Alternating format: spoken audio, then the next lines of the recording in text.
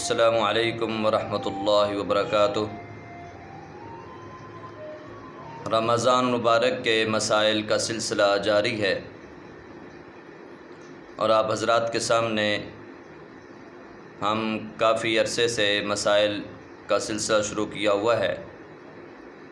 روزے کے متعلق بھی مسائل چل رہے ہیں، تو پہلے دوستوں سے گزارش ہے کہ ہمارے چینل کو لائک بھی کریں، شیئر بھی کریں اور سبسکرائب بھی کر لیں تاکہ آنے والی ویڈیوز آپ حضرات تک پہنچ سکیں اور دوسرے لوگوں تک بھی ہمارے دین کی بات اور مسائل اور احکامات شریعت کے پہنچ سکیں۔ تو آئیے شروع کرتے ہیں۔ پہلا مسئلہ جو ساتھیوں نے پوچھا ہے وہ ہے حالت جنابت کے اندر سحری کھانا کیسا ہے؟ یعنی ایک شخص اس کو جنابت کی حالت ہے، ناپاکی ہو گئی ہے، غسل بھی کرنا ہے اور سحری کا وقت بھی تھوڑا ہے، تو اگر اب وہ غسل کرتا ہے تو سحری نہیں کھا سکتا، لہٰذا کیا کرنا چاہیے؟ تو اس کے بارے میں شریعت کیا کہتی؟ تو مسئلہ سماعت فرمائیے کہ اگر کوئی اس قسم کی صورت پیدا ہو جائے کہ سحری کا وقت تھوڑا ہو اور اس نے غسل کرنا ہو تو پہلے سحری کھا لیں، ہاتھ منہ دھو کر کلی کر کے، سحری کھانے کے بعد غسل کر لیا جائے تو یہ بھی جائز ہے، اس میں کوئی حرج نہیں ہے۔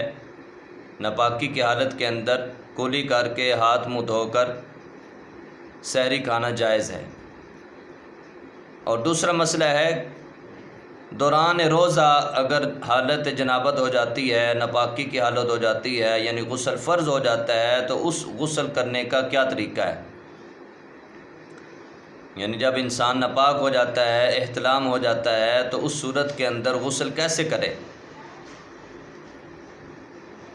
تو غسل کا طریقہ یہ ہے کہ ویسے تو جب غسل فرض ہو جاتا ہے تو اس وقت غرغرہ کرنا 3 دفعہ ضروری ہوتا ہے، پانی منہ کے اندر ڈال کر غرغرہ کرنا، اچھے طریقے کے ساتھ حلق کو تک پانی پہنچ جائے تو اس سے غسل ادا ہوتا ہے۔ لیکن دوران روزہ اگر جنبی ہو جاتا ہے اور غسل کرنا پڑتا ہے تو وہ کیا کرے؟ تو اس کے بارے میں حکم یہ ہے کہ وہ غرغرہ نہ کرے، صرف کلی کر لے، 3 دفعہ کلی کرے، 3 دفعہ ناک کے اندر پانی ڈالے، اس طریقے سے کہ پانی اوپر کھینچے نہیں کہ اس کا روزہ خراب نہ ہو جائے، لہٰذا کلی کرے 3 دفعہ ناک کے اندر پانی ڈالے اور پورے جسم پر 3 دفعہ پانی بہا لے، تو اس طریقے سے 3 فرض اس کے ادا ہو جائیں گے اور غسل اس کا پورا ہو جائے گا۔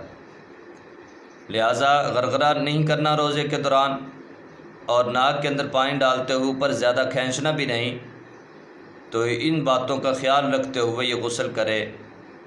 اللہ پاک ہم سب کو سیکھنے کی، عمل کرنے کی توفیق عطا فرمائے اور ایسی اچھی باتوں کو آگے پہنچانے والا، شیئر کرنے والا ہمیں بنائے۔